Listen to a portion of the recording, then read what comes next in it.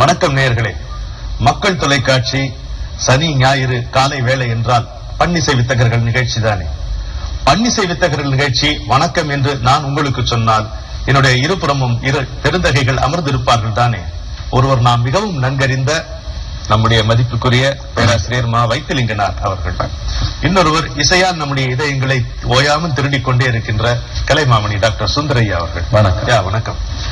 இன்னைக்கு பன்னிசை வித்தகர்கள் நிகழ்ச்சியில அவர் ஐயா தான் நமக்கு ஒருத்தர் அடையாளம் காட்ட போகிறார். சொல்லுங்க. மாயூரம் வேதநாயகம் பிள்ளை அவர்கள். மாயூரம் வேதநாயகம் பிள்ளை அவர்கள். சொல்லுங்க. 19ஆம் நூற்றாண்டு தமிழக இலக்கிய இசை வரலாற்றில ரொம்பவும் முக்கியமான ஒரு காலகட்டம். அதுல வேதநாயகர், மகாவித்வான் மீனாட்சி சுந்தரம் பிள்ளை,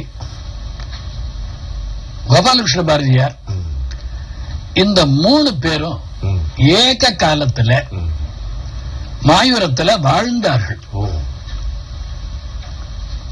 அவர் சொந்த ஊர் அது இல்ல 3 பேருக்கும். ஆனா 3 பேருக்கும் மாயூரம் அந்த பேருக்கு முன்னாலே வந்து விட்டது.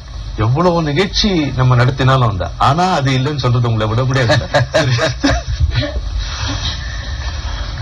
அவர் திருச்சிராப்பள்ளிக்கு பக்கத்துல ஜமீன் குளத்தூர், இந்த ஆல் இந்தியா ரேடியோ பிராட்காஸ்டிங் இந்த டவர் இருக்குமே, அதுக்கு பக்கத்துல கொஞ்சம் உள்ள போகணும், குளத்தூர். அங்க கார்காத்த வேளாளர் குலத்துல சைவ குடும்பத்துல பிறந்தவர் தான். அந்த குடும்பம் இவருடைய தந்தையார் காலத்துல அல்லது பாட்டனார் காலம் 2 பேரும் இருக்கிற காலத்துல கிறிஸ்தவ மதத்தை தழுவியது. அதனால இவருக்கு சபரிமுத்துன்னு பேரு, தந்தையார் பேரு, இவர் வேதநாயகம் என்று பெயர் வைத்தார்கள். சைவ ஒழுக்கத்தில் இருந்தார். அதான் வேடிக்கை. சைவ ஆச்சாரம் இல்ல, சைவ மதம் இல்ல, உணவு முதலான சைவமாக இருந்தார். ஏன்னா அவங்க குடும்பம் அப்படி, காரியாத்தார் குடும்பம். முதலாக ஒரு பிராமணர் அல்லாதார் அல்லது ஆங்கிலேயர் அல்லாதார் ஒருத்தருக்கு நீதிபதி வேலை கிடைச்சதுன்னு சொன்னா அது நம்முடைய வேதநாயகர் தான். பெரிய ஒரு தகவல். மாயவரத்துல போய் அங்கே அலுவல் பார்த்தார். அப்ப அவர் நீதி அரசரா இருந்தார். நீதி அரசர்னா ரொம்ப பெரிய இது இல்ல, அதாவது அந்த காலத்து சூழ்நிலையில அதுவே பெரிய கௌரவம்.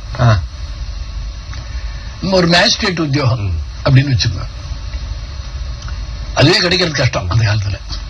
இவருடைய நேர்மை முதலானவற்றை பார்த்து இவருக்கு வந்து சேர்ந்த ஒரு உத்தியோகம் அது. இன்றைக்கும் நீதிபதிகள் எப்படி இருக்க வேண்டும் என்று ஒரு இலக்கணம் வகுத்தால் அது இலக்கணம் வகுக்க வேண்டியதில்லை, வேதநாயகருடைய வாழ்க்கையை சொன்னால் அப்படி வாழ்ந்தவர். நேர்மைன்னு சொன்னா அவர் தான். இந்த மாதிரி வாழ்ந்தவர்கள் உலகத்துல ரொம்ப ரொம்ப ரொம்ப அபூர்வம். அதுல வேதநாயகர் குறிப்பிடத்தக்கவர். பாட்டுக்கு எப்படி வந்தார்?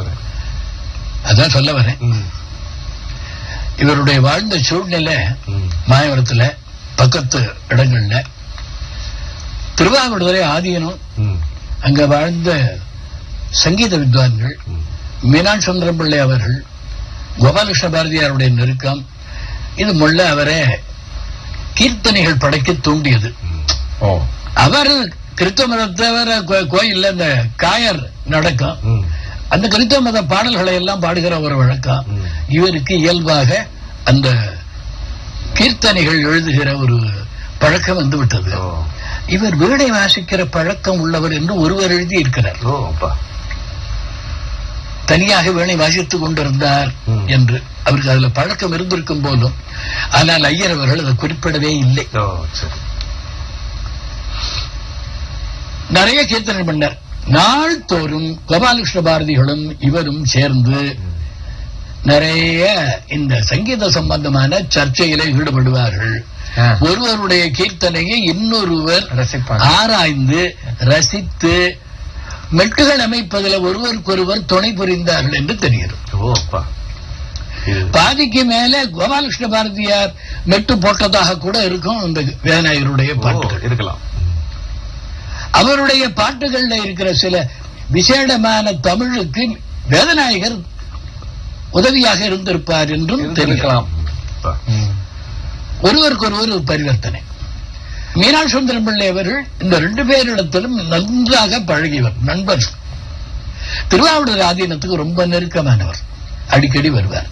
ஒரு பெரிய பஞ்ச காலத்துல 4 வருஷம் பஞ்சம், ரொம்ப கஷ்டப்பட்ட பொழுது தருமபுரம் திருவாவடுதுறை மடங்கள் பெரிய நில பிரபுக்கள் இவர்கள் இடத்துல எல்லாம் நெல்லு மூட்டைகளை வாங்கி ஆங்காங்கே கஞ்சி தொட்டிகளை திறக்க வைத்து தன்னுடைய அதிகார எல்லையில கஞ்சி தொட்டிகள் கொடுத்து மக்களுடைய பஞ்சத்தை போக்கிய மகானுபாவர். அதனால்தான் நீயே புருஷ மேரு அப்படின்னு ஆரையும் பாடாத கோபாலகிருஷ்ண பாரதி வேதநாயகரை பாடினார். மாற்று சமயத்தவர் இல்லையா, சிவபெருமானை தவிர இன்னொருத்தர பாடுறது இல்லைன்னு விரதம் கொண்டவர். அப்படிப்பட்ட கோபாலகிருஷ்ண பாரதி இவரை பாடி இருப்பார். ஆனால் நமக்கு வேற என்ன நம்ம சொல்லணும், ஒரு பெருந்தகையா இருந்திருப்பார். சுப்பிரமணிய தேசியர் வந்து பாக்குறார், ரொம்ப நேரம் பேசிக் கொண்டிருந்தார். அப்புறம் வண்டி வச்சு கொண்டு திருப்பி மாயூரத்துக்கு போயிட்டார் திருவாவூர்ல இருந்து. அடுத்த நாள் கடிதம் எழுதுகிறார் இவருக்கு. சூர் வந்து வணங்கும் மேன்மை சுப்பிரமணிய தேவே நின்பால் நேர் வந்து நின்னை எழுதுகிறார். கண்டு உரையாடி மெண்டேன், ஊர் வந்து சேர்ந்தேன், என் உளம் வந்து சேரக்கானேன். அன்பு பாருங்க, அதனை இங்கு அனுப்புவாயினார். ஒப்ப தலை கூடி உள்ள பிரிதல் அனைத்தே புலவர் தொழில் ஆறு வந்து சொல்லினுங்களே, அதனை இங்கு அனுப்புவாய். அப்படி அவர் இடத்துல ஒரு சைவ மடாதிபதிகள் இடத்துல ஈடுபட்டவர், கிறிஸ்தவராக மதம் மாறியவர். அதனால்தான் சமரச கீர்த்தனைகள்னு பண்ணார். மத வேறுபாடு இல்லாமல் யாரும் பாடலாம் அந்த கீர்த்தனை. ஆனால் அதே சமயத்துல கிறிஸ்தவபரமாகவும் பாடியிருக்கிறார்கள், தனி அதுவும் பாடியிருக்கிறார். இந்த பாடல்கள் எல்லாம் எந்த தனிப்பட்ட இறைவனோட பெயர் சொல்லலாம். சமரச சர்வசமய சமரச கீர்த்தனைகளை பொறுத்த வரைக்கும் அதுதான். அதோட இல்லாம நலுங்கு ஒரு பெண்ணாக்க போறவனுக்கு என்ன சொல்கிறார் தெரியுமா உங்களுக்கு? நல்ல பெண்ணை பாணி தூதா அல்ல அடக்கள் இந்த பூமியின் மேலே ஆயிரங்காலத்து பயிராகையாலே நல்ல பெண்ணை பாணி தூதா எழுத்து வாசகம் அறியாதவள் மட்டி எதும் அறியாளவள் சுரண்டுவள் சட்டி கழுத்திலே அவளுக்கு தாலி கட்டி கரியமில்லை அது காசுக்கு நட்டி அழகும் குணமும் உள்ளவள் நல்ல ஜோடு அழகில்லையா எனும் குணத்தை எதோடு பழகினர் குணம் இல்ல அழகியின் வீடு பாம்பு புலி கரடி வாழ்ந்திடும் காடு. ஐயா, 19வது நூற்றாண்டுக்கே எங்களை அழைத்து சென்று ஒரு 3 பெரியவருடைய வாழ்க்கையை ஒரு ஒளிப்படம் மாதிரி காட்டி இருக்கின்ற ஐயாவுக்கு நம்முடைய நன்றியை தெரிவித்துக் கொண்டு, அது மட்டும் இல்ல ஒன்னு சின்ன சொல்லிவிடனா, முதல் தமிழ் நாவல் அவர் தான் எழுதினார். பிரதாபமல்லியார் சரித்திரம், அடுத்தாப்பல சுகுண சுந்தரி, பெண்மதி மாலை, அது மாதிரி சமூக தொண்டுகளிலே ரொம்ப ஈடுபாடு உடையவர். முதல்ல பெண்களுக்காக போரிட்ட பாதுட்ட ஒரு பெரிய மகானுபாவர். யாரும் அந்த மாதிரி செய்யல, இவர் தான். அது ஒண்ணு. கல்வி பெண்களுக்கு ரொம்ப முக்கியம்னு போராடியவர், எல்லாரும் படிக்கணும்னு விரும்பினவர், பெரிய மனுஷங்க, ரொம்ப பெரியவர். ஒரு பெரிய மனிதரை பத்தி இன்னொரு பெரிய மனிதர் சொல்லும் போதுதான் நாம எவ்வளவு சிறியவர்கள் நம்ம புரிந்து கொள்ள முடிகிறது.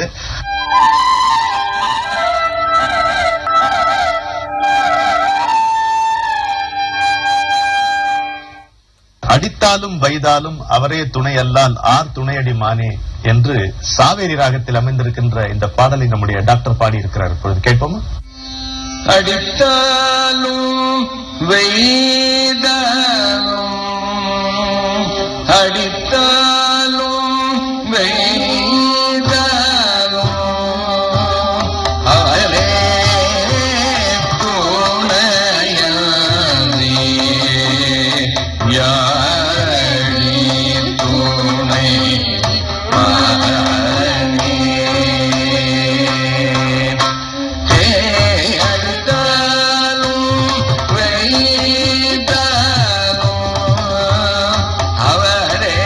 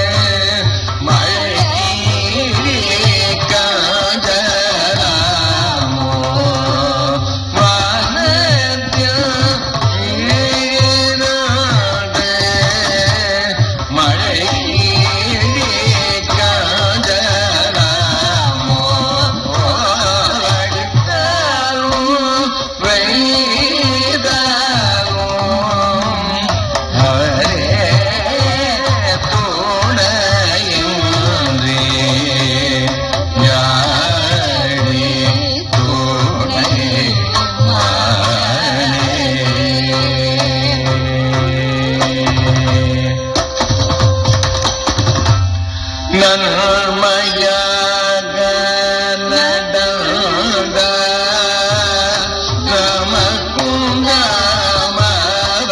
நமக்குந்தாமவனேயம் நன்மையாக நடந்த நமக்குந்தாமவனேயம் நல்ல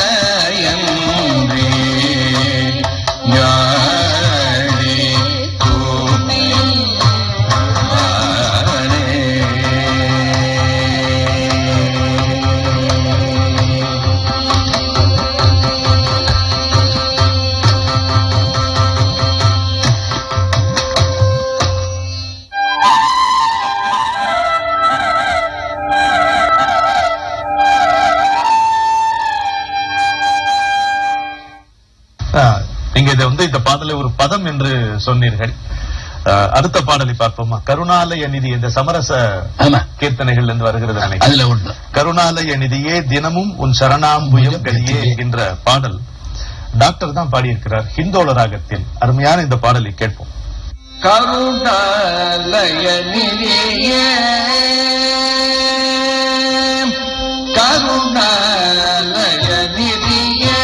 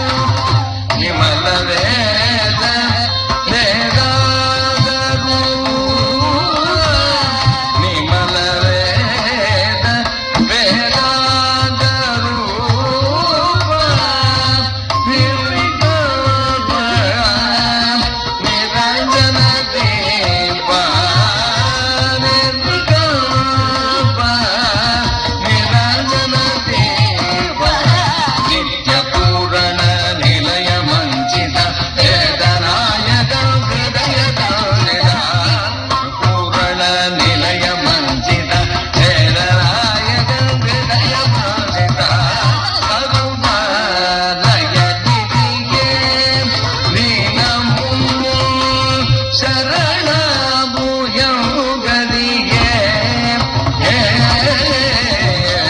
கருடா லயநிதியே லயநிதியே லயநிதியே.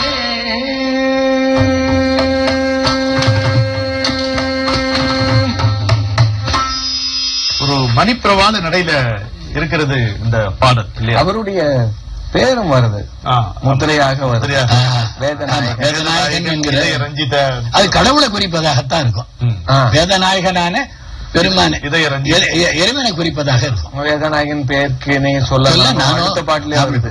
நிகிருஷ்டம் அனிஷ்டம் உத்கிருஷ்டம் இதெல்லாம் இந்த அது வரும். அதான் சில பேர் மறுக்கிறார்கள், இது என்ன பாட்டுன்னு. ஆ. மோ அருணாசலம் பிள்ளை முதலானோடு அப்படி விமர்சிக்கிறார்கள். இருந்தாலும் கூட அது அப்படி ஒரு தவறாக எனக்கு தோன்றவில்லை. சரி, உங்களுக்கு தோன்றவில்லைனால் அது தவறே இல்லை. இன்னொரு பாடலை நம்ம பார்க்கலாம். குந்தலவராளி ராகத்துல டாக்டர் தான் பாடி இருக்கிறார். இது நம்ம நிறைய கேட்டிருக்கிறோம் இந்த பாட்டை. மனமே நீ ஈசன் நாமத்தை வாழ்த்துவாய் தினம் வாழ்த்துவாய் என்கின்ற அருமையான பாடல் இது. மனமே ஈசனாமத்தை மனமே ஈசனாமத்தை மனமே ஈசனாமத்தை வாழ்த்துவாய் தினம் வாழ்த்துவாய் மனமே ஈசனாமத்தை வாழ்த்துவாய்